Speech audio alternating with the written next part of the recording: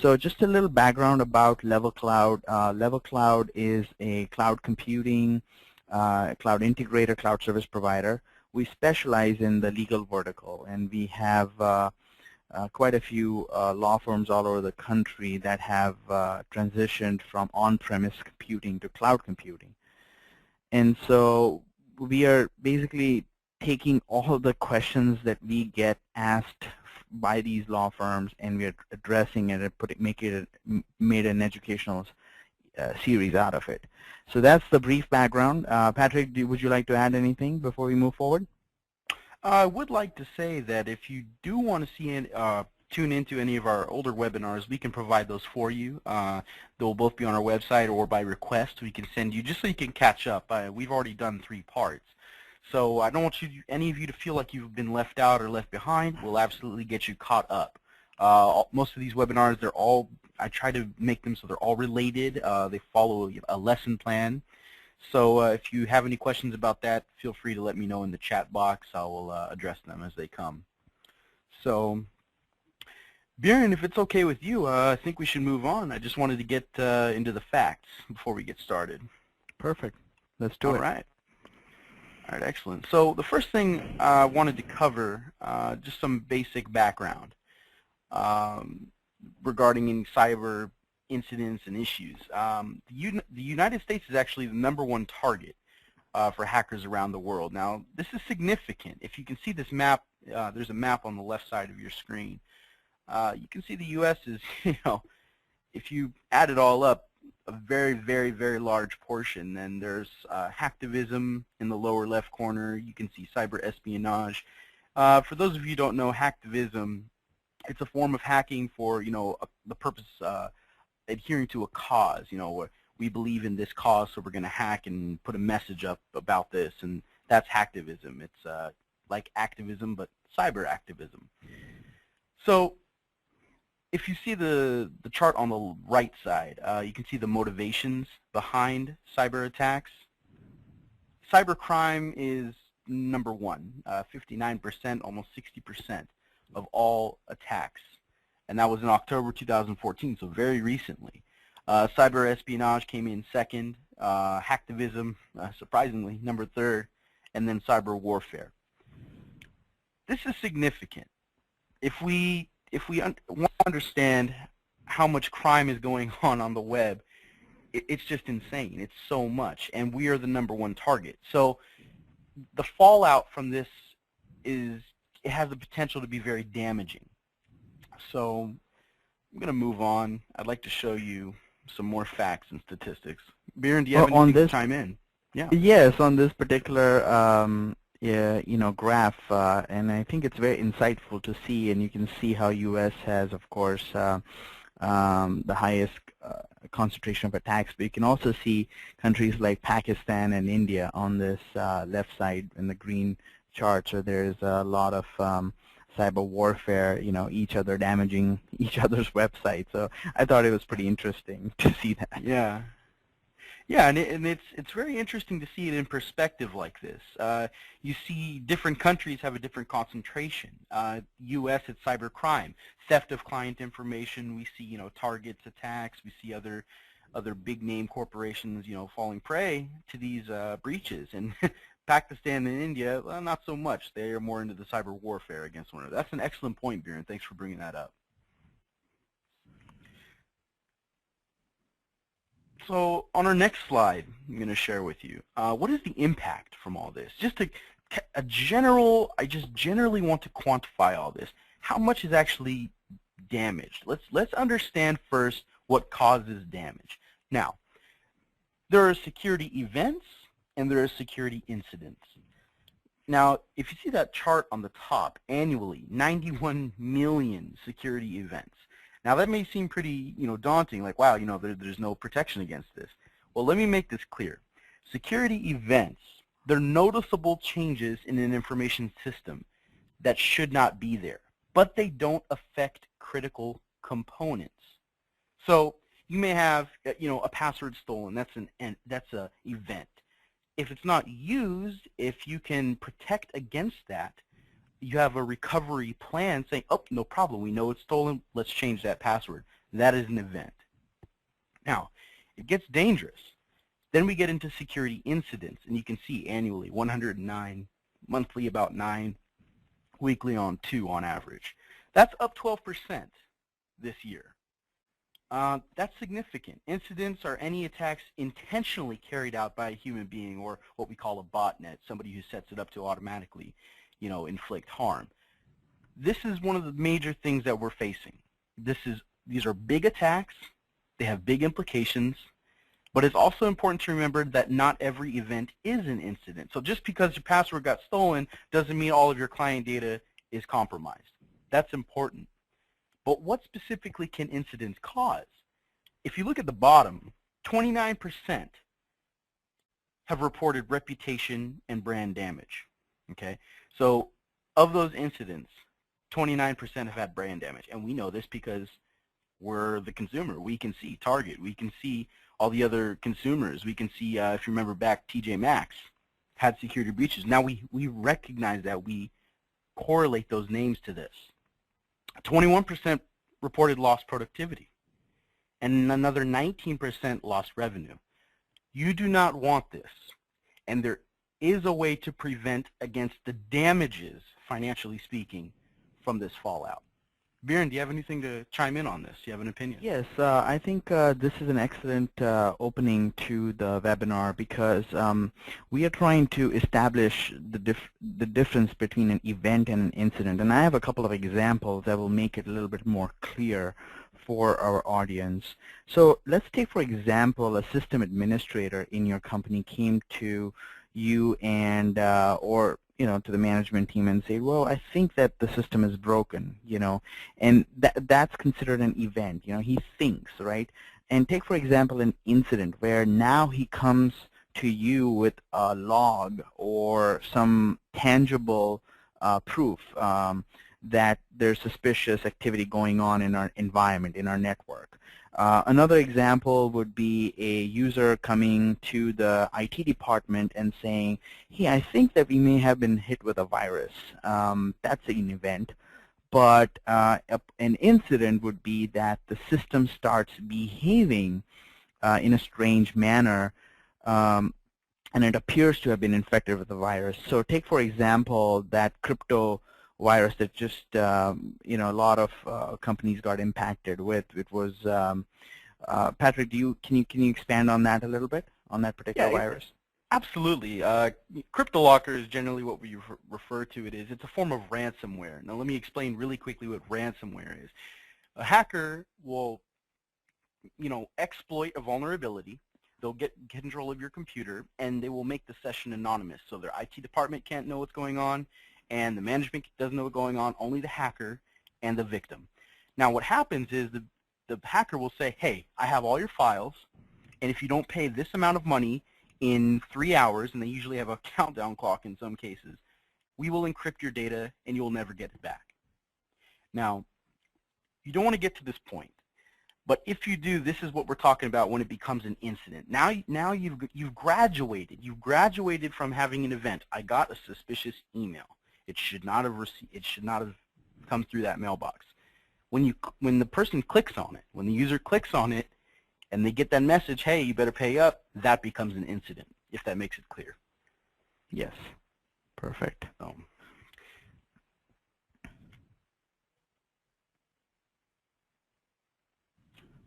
going to go, sorry about that, I'm going to go ahead and move on. So this is all scary. Man, if it's going to happen, what am I going to do? Well, we have a few solutions. What can we do? Mm-hmm. Yeah, so one of the things that has been around, and it has been around for 10 years, is cyber liability insurance cover. And I know I'm jumping around it here, but I think this particular insurance policy has been around for over 10 years. The problem is that it's just there's not been that much adoption. And now with the advent of cloud computing, and now in the last couple of years we've seen several data breaches, this has come to the limelight. Another issue with the adoption with CLIC, or Cyber Liability Insurance Cover, CLIC, is that there has not been a good understanding amongst insurance companies themselves on what types of risks they need to insure for. And so, and at the same time, the security folks, people who are speaking and who are in the business of risk mitigation and or transfer of risk have not, learned enough about how to handle risk, how to transfer this risk. And now we are talking about this today because of all these breaches that have happened. So keep that in mind. Click is something that we'll be talking more in this webinar as we go along, and what should be covered in your policy and things like that. So let's focus on this. Now, Patrick, this is really alarming. We just covered all these numbers, right? But look at this, 63% of breaches in the federal government and 87 in the private industry. So private industry could be anything from any small businesses to mid-sized businesses, large businesses, right? That's right. Federal is just that, federal government. Main reason for this is because there are some more careful policies in place in many federal organizations. They have a lot more oversight. So that's why you see that, the difference between those statistics. But let me say this. As much as we don't like to hear this, the number one cause that of breaches really is the user error. And there are things that we can do to protect, somebody clicking on a link, but in fact, if you don't have sound policies in place and you don't enforce those policies, people will fall into the traps, like those crypto locker traps. Maybe, the user should not have been going to a certain site. I'm not saying that is the reason, but those are the policies that we need to make sure we're enforcing. And our next webinar will actually cover, sound policy creation, enforcement, and such. So we're going to get more into that in our next series, but, the final installment of this series. But I want to point out, developing sound policies will help prevent information from being leaked and things from being compromised. And then you have to enforce those policies. It's not good enough to say, listen, you better make sure you lock the door on the way out. That's our policy. But if you don't make sure the person has a key, if you don't make sure you watch them lock the door on the way out, your policy has failed. And that's what we see with the 63% and the 87%. These breaches had policies. They occurred due to policies not being followed.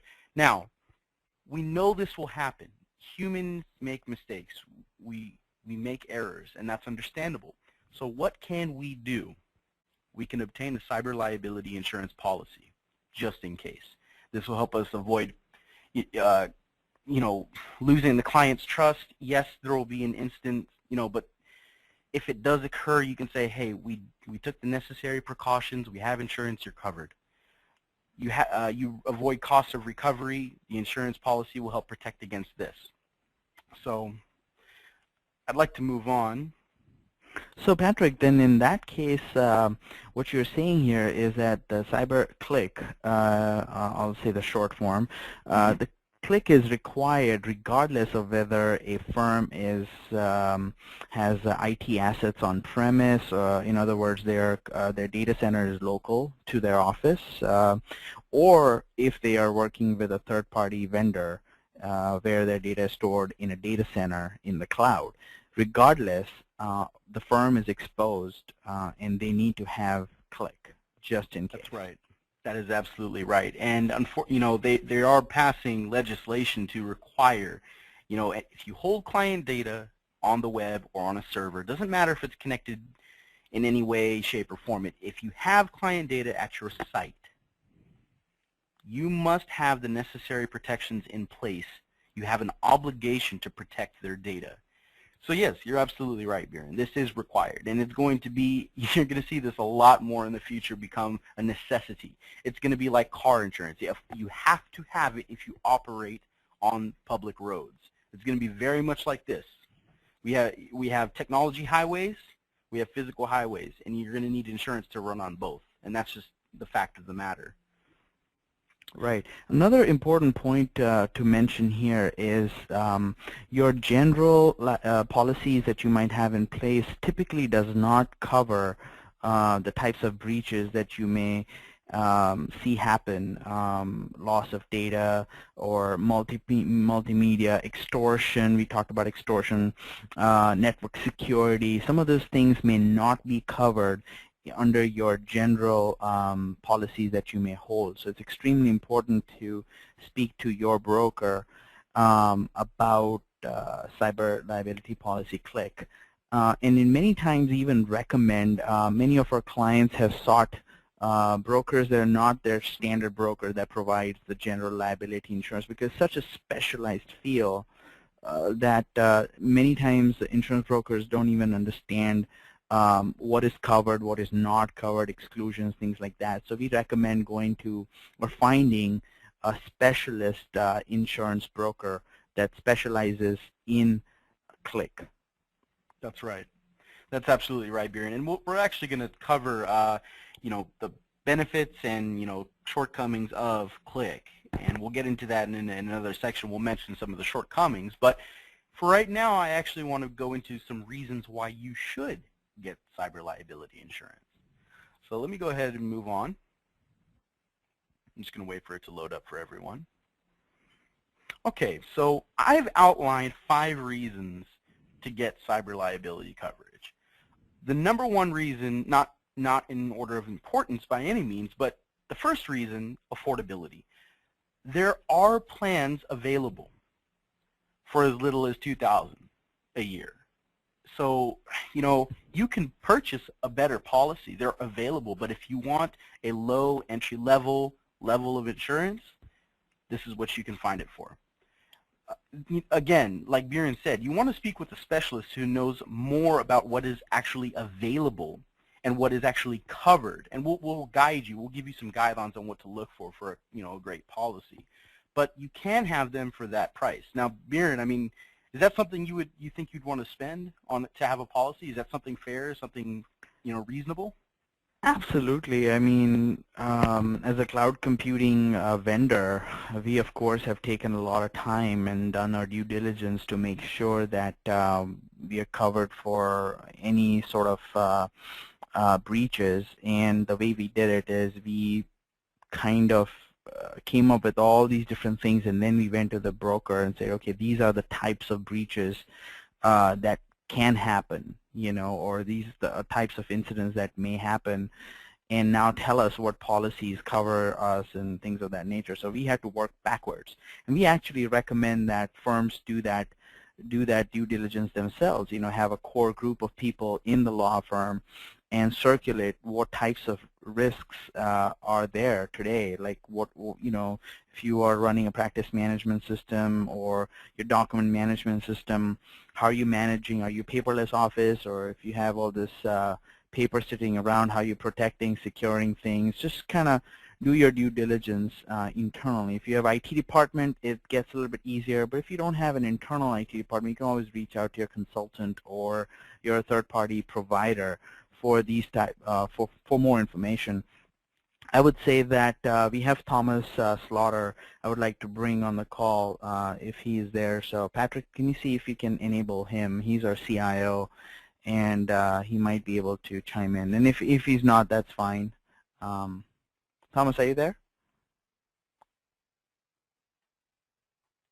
Yeah, I'm getting Thomas on right now. Sorry, I just need Perfect. to Yeah, I was going to mention that Thomas has a lot of experience in looking at several different cyber liability policies and comparing them for many of our clients. So we've been telling our clients that yes, we are protected, but you need to have your own policy in place, you know, to protect your own firm. And so it's been very interesting to see different quotes from different vendors and see which vendor is covering what, and helping and guiding some of our clients. We're just waiting for Thomas to get on the line. Okay, well, we'll bring him in, but you can keep going with the coverage part. Sure. So the next thing I want to talk about, obviously, is coverage. In general, there are 2 types that you're going to see, two general types of coverage that you're going to see. The first being first-party coverage.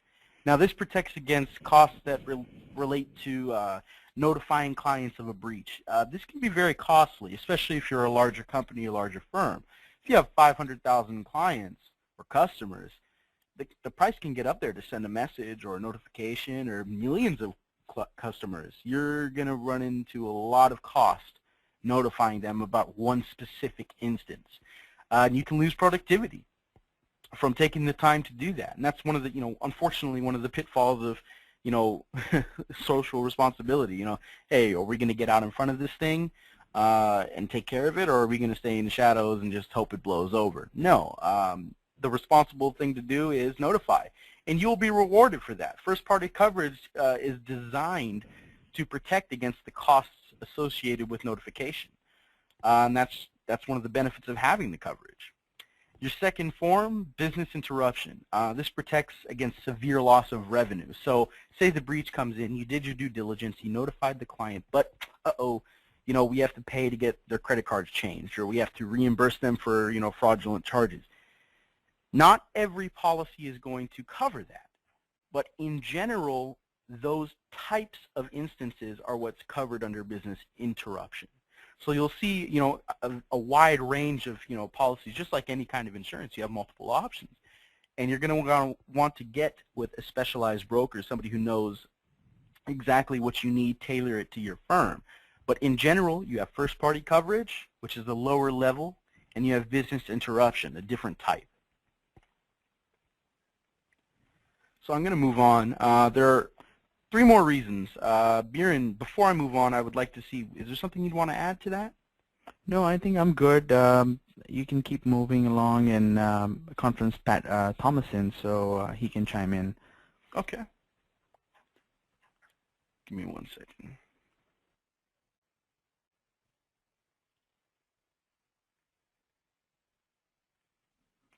All right, Biren. Let me share the screen for you.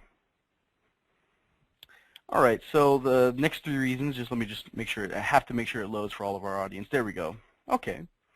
The next 5, the next 3 reasons are, do you have the resources in-house? And this is just very basic. Do you have the manpower in-house to manage your risk? Do you have the people, do you have specialized people that say, hey, we're going to advise you not to do this, or we're going to advise you to do this, get out in front of this? Do you have somebody who's specialized in breach and cybersecurity that can advise you? Having a policy, you can avoid these costs by having these in-house people, because you have, a team of people behind you saying, hey, it's policy, we're going to cover you, this is what it covers. You need to do this, you need to do that. And it avoids the cost associated with having risk management teams. Now, you do have an obligation to clients to keep data safe, no matter what industry you happen to be in. You need to keep your clients' data safe. And no matter the platform, the risks are always there. It is a reality. And essentially, like we stated before, it's going to become mandatory. There's already legislation in the works that's going to make it mandatory to have it. That's a great reason to get it, because you have to have it. Another thing, Biren mentioned this earlier, actually, and thank you for mentioning that, Biren. Conventional policies don't cover cyber breaches, and most don't. Unfortunately, that's not built into the current policy that you may have, any liability policy. So your current liability coverage may not include protections. Those couple that we mentioned earlier, first party, it's not going to be in your general liability policy. So Biren, do you want to chime in on this? No, I think we covered this already, so we can move along. I think our audience seems to be pretty, now they understand they need to do it and why they need to do it. I think it will be nice to get Thomas's opinion on what he has seen, and that would be very valuable for our audience today. Sure, sure. I mean, I'm still trying to get Thomas on the line, so. Patrick, are you there? Yeah, I'm here. Thomas, can you hear me? All right. Yes, I am. I'm online now. All right, excellent. So, well, welcome. Thanks for joining us. And I'm going to move on to what should a good policy include. And I think, Thomas, you'd be the best person to explain this to our visitors. So let me go ahead and share that. So, Thomas, when you're ready, take it away, sir. Excellent, excellent. So what should a good policy look like? A lot of times you'll get a lot of variable type of policies. As you see kind of in this day and age, the more incidents that occur that become kind of more wide stream, say things that happen like in Target and things of that nature, you'll start seeing a lot of policies start omitting things or adding exclusions that it would be almost next to impossible for you to collect unless, you know, the moon, the stars, and everything align in the incident of a breach. So some of the things I definitely would look at, you know, on the base of a good policy, one is privacy breach response services. And what that simply is, if you have an event, as Biren explained, or an incident, some says insurance companies may explain, is what kind of financial backing you would have to address that type of breach. And response services is anything from, we'll say, sending somebody in to check your systems and make sure it's secure, to also provide funding for legal proceedings, also to provide funding in the event that you're sued by, say, one of your clients for loss of data. And you want to make sure that in those privacy breach responses, it's a lot of different variables, and you want to identify what you are covered under, what type of breaches. And again, they're all over the place, but definitely the major things you want to make sure is that you do have funding for any litigations, that you do have funding to support the fact if something was to occur, say, to your client's data, and they decided they want to try to pursue you, you want to make sure that there's definitely funding there. And you want to also make sure how much funding per incident. That's kind of another thing you definitely want to look at. Yes, you could be protected, but up to how much? It may be $10,000 per incident, even though that you have $1 million policy. So just to touch on that. The other thing is notification identity monitoring. You want to make sure your policy has notification identity monitoring, meaning typical policy would probably provide funding per person affected by breaching your systems. Say, for example, the situation that happened with the individual who took his laptop home that worked for the Social Security Department, and his laptop was stolen, and it had something upward 10,000 Social Security numbers for the VA hospital. Well, each of those individuals, you want to be able to give them something to ensure that their data or their privacy is protected. And this is what this would definitely cover. We'd sit there and say, well, if your client's private information, we'll say Social Security, for example, is stolen from your system, what type of services could you offer in your policy that will ensure or help them protect their identity? And that's what notification identity monitoring would be. It would monitor their privacy, we'll say Social Security number, just like it was LifeLock. And it would sit there and ensure if anything was to happen that they would be alerted that somebody tried to utilize their personal information for whatever reasons. Another thing is regulatory proceedings, defensive penalties. Regulatory proceedings would be more in HIPAA compliancy, would be something upon PCI compliancy, or would be maybe a federal or some type of local government kind of compliancy for your particular, what you particularly practice. And you want to be sure there's funding in that policy for those type of proceedings, aside from privacy breach. So you can have actually funding set aside for privacy breach and regulatory proceedings. And if you're fighting litigations or going through some type of situation with your client, in addition to regulation, so we'll say, a government proceeding, your policy should be able to cover to provide some type of back-end for both of those. The other thing is listed PCI fines and costs. So if you were fined, and let me back up a little bit here, for PCI, that is for the Credit Card Privacy Act in general. It's a PCI compliancy. If you were to store information of your clients, more so credit card information, in your servers, then you would fall under PCI compliancy.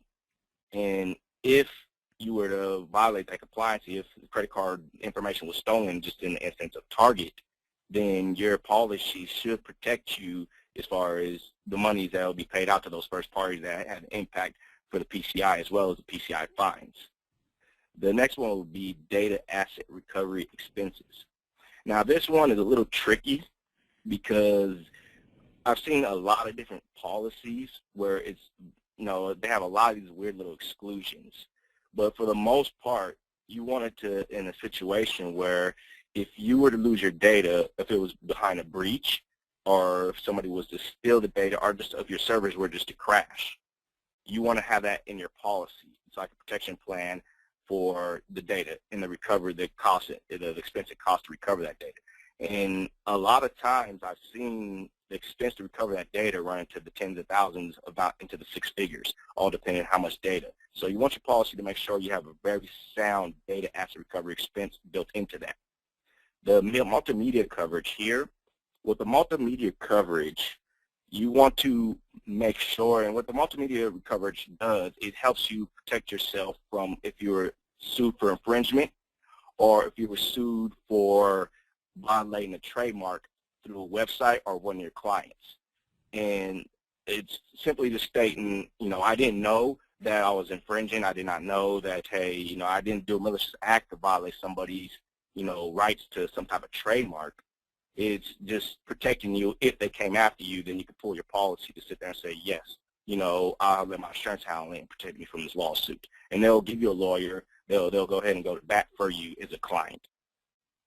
Then last but not least, this is a biggie in my mind, because you definitely want to prevent any of the six preceding incidents from happening through complimentary access to breach protection and prevention day training. With that, all simply saying your policy should come with, some type of preventative program. If it's documentation for your staff, if it's training for your staff, a good insurance company will provide that for you. It's in everybody's best interest, because obviously they don't want to have to pay out a claim if it was a way to prevent it. So that's a key factor I've seen with a lot of different policies, is that they will provide training, they will provide the necessary tools to help you follow best practices, even according not just your industry or your vertical, which may be the legal, but just to everything in general, from a federal down to local government, and they're really good with that. So Thomas, I think you did a fantastic job explaining all these points, but I think this last particular point is so important, isn't it? Because the weakest link in the security spectrum, when we look at it, we can have the best security in the world and all kinds of things you can think of, from file auditing and two-factor authentication, all the fancy buzzwords and technology. However, it takes just the user doing something so simple and so lame, and easily it can, they can breach the best of the security, right? And you're 100%. I'm happy you chimed in, Biren. Actually, that's a huge factor. And let me back even to the data asset recovery that should be built in the policy. You would not realize it, but a lot of times it's an exclusion built into policies stating if you were to do something, it's just like not reasonable balance, just by your best efforts to protect the data. If you do something that kind of undermine the integrity of the data, and that may not just be a managing partner, that just might just be an associate or an assistant, and they find out something was did out of, that didn't seem, logical, they could actually sit there and say, well, we're not going to pay out this claim. And that's where it comes back down to the training, that you should definitely want to make sure your staff is properly trained to avoid, putting yourself in a situation where you're being sued and your insurance company is not protecting you, because they will build that exclusion in there. And that's a lot of times why they even provide the training, to saying, okay, well, you guys didn't do the best practice by simply locking the computer and walking before you left and go to the restroom. Right. That's an excellent point. Yeah, these days, the attacks are getting even more sophisticated. They're circumventing the spam filters. No matter what the best spam filters you might have, phishing scams are happening all the time, and so it's a constant battle, in this space. And Thomas, you're so right. Training is extremely critical for the end users, that they go through a mandatory training on how to best, and companies also maintain a policy, internal security policy of how to use the internal resources, locking computers, changing passwords. Earlier we spoke about that. Many times people have push back, and say, no, we don't want to change passwords and things like that. And so the enforcement is not happening, although the policy is there. And then you get hit with a breach, because you haven't changed your passwords or they were not strong enough, and then you find out then your policy doesn't cover it. And you're absolutely right. And it's interesting enough, when I fill out cybersecurity policy, a lot of times, Biren, as you know, our clients reach out directly to me to help them, fill out their policies. And a lot of the time is, do they have incident reporting? It's just the most simplest things that they ask for that can even change how expensive your policy can be. Mm-hmm. And that's a huge variable. Or where is your data at rest? Is it secured in the proper manner? Two-factor. It's all these different variables. And when you're filling out that the application for the policy, these things don't pop up until a lot of individuals' minds, or managing partners' minds, until they look at it. Then we'll sit down and we'll say, well, it's the simplest things you can do to protect yourself. It's the very smallest things.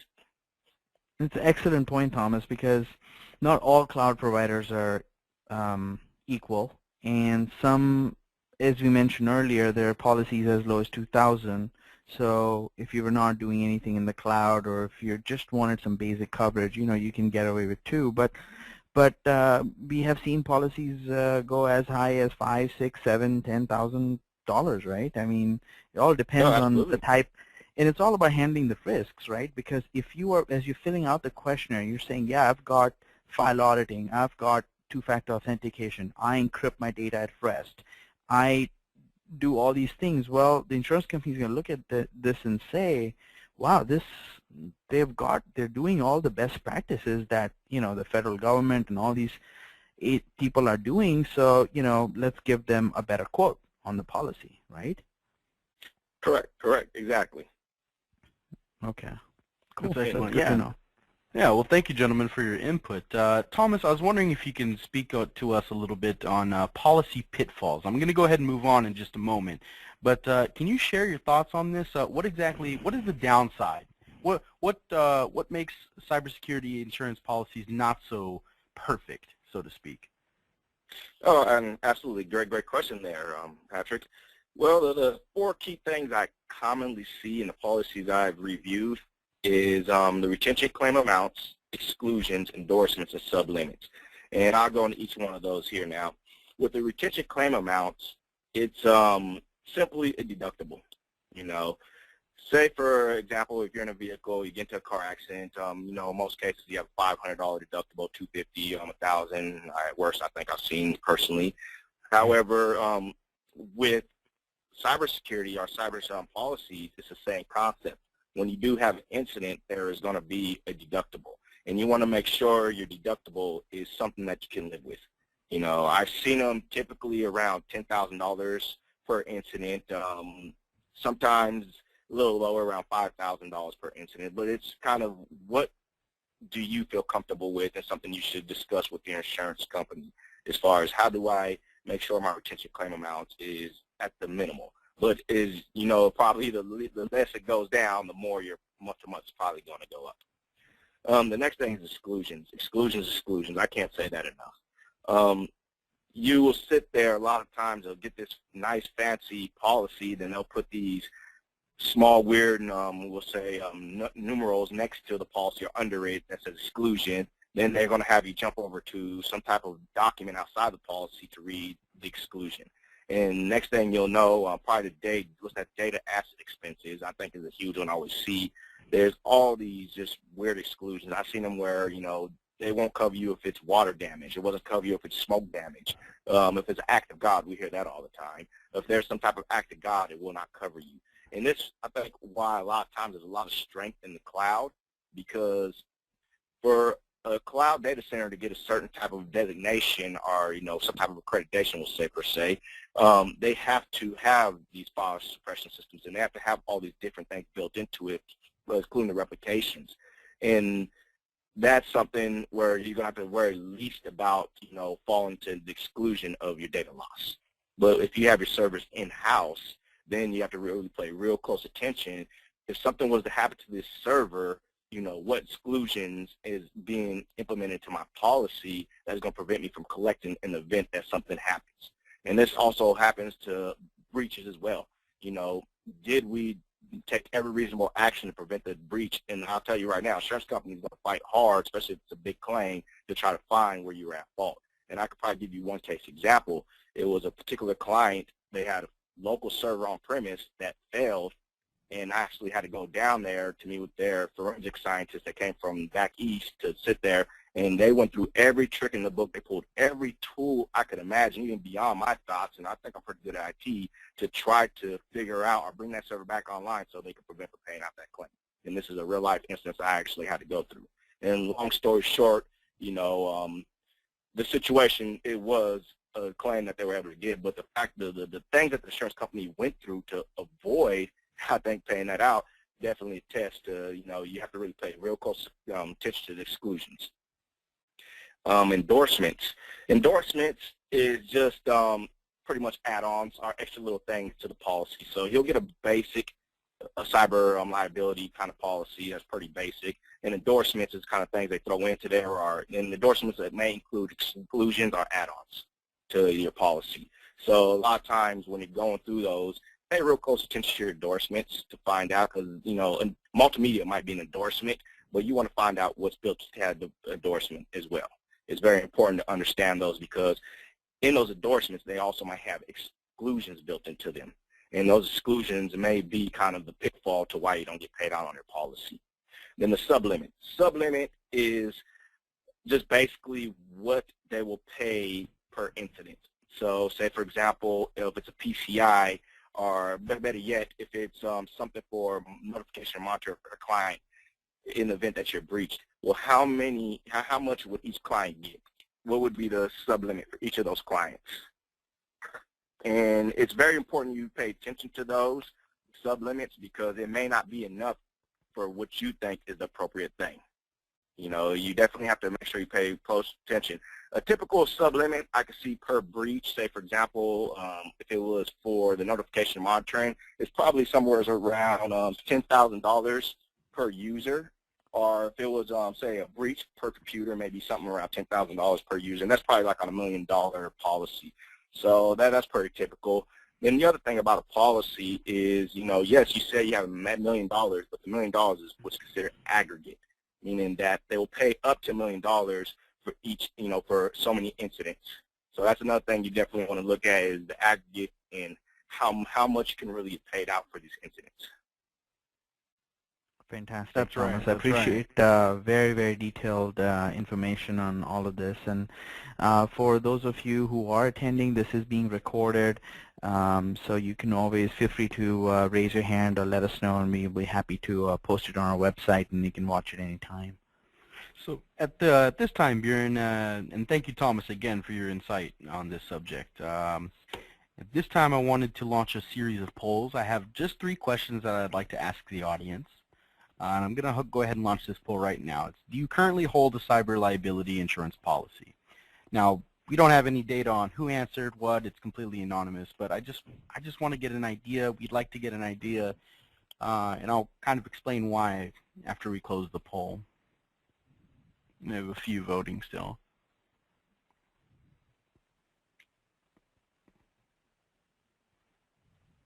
I'll leave it open for a few more seconds.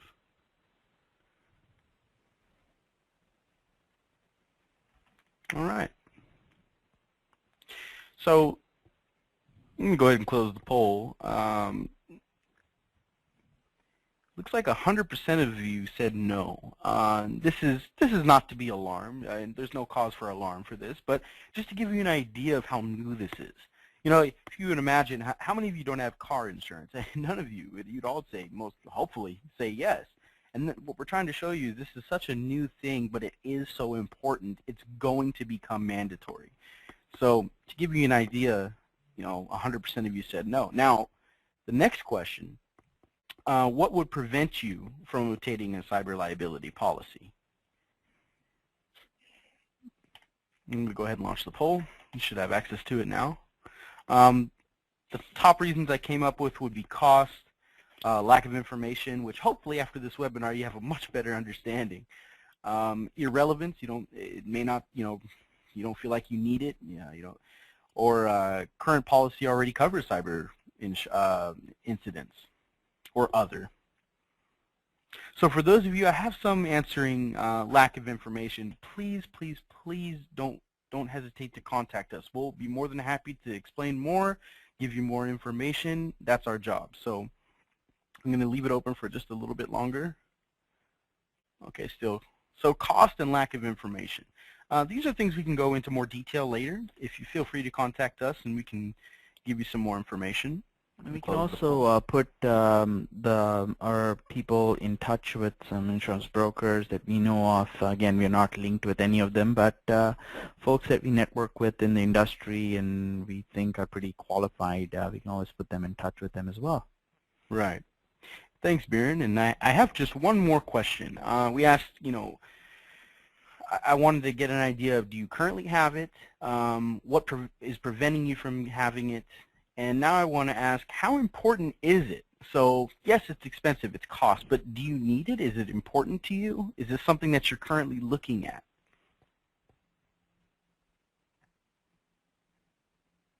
Okay. Okay, excellent. Getting all over the board on this one. Okay.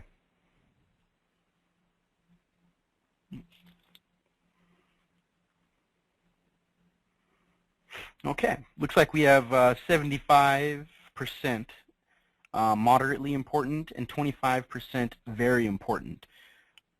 80% moderately important. So at this time, Thomas, if you're there, can you please kind of reiterate the importance of having this kind of coverage to our audience? Well, absolutely, and I don't know if any of the audience kind of seen, there was an article written, I can't recall, not too long ago here, but there was, and I'll leave the law firm out of it, but there was a pretty huge law firm back east that deals with patent and deals with intellectual property, and the organization that they were actually, doing the work for is what's called for the legal for the particular business. Well, their servers and everything was pretty locked like Fort Knox. Well, the hackers, particularly out in Russia, figured out the easiest way to extract data from some of these big, huge companies that have these, tremendous patents and have these tremendous intellectual property was to look at the law firms. Because what was it about the law firms? Well, law firms aren't really governed at the same regulation as some of these corporations are by different government agencies, whatever the case may be. And they figured out, well, we could probably hack them a whole lot easier than we could hack the actual company. Well, guess what? Now law firms are being highly attacked by a lot of corporate espionage, a lot of different type of organizations trying to obtain intellectual property or trademarks or whatever the case may be, or patents, because they realize the legal vertical is not being held to the same level of standards as other verticals in securing data. And there's no regulatory government agency, particularly at this time, that, or no board at this time saying, well, this is what you have to do to protect your client's data.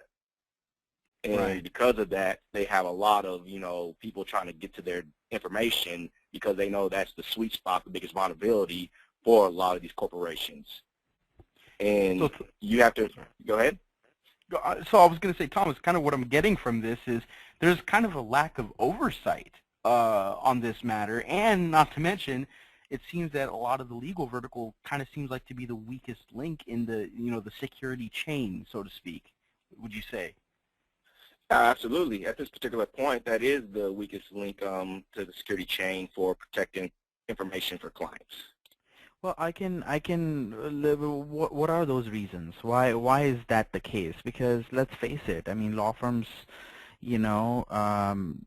can range from a single solo practitioner all the way to, mid-size, small to mid-size, and they have fixed amount of IT budget. And there's only so much you can do with that IT budget and allocate it to security. You can get probably a very good business class firewall.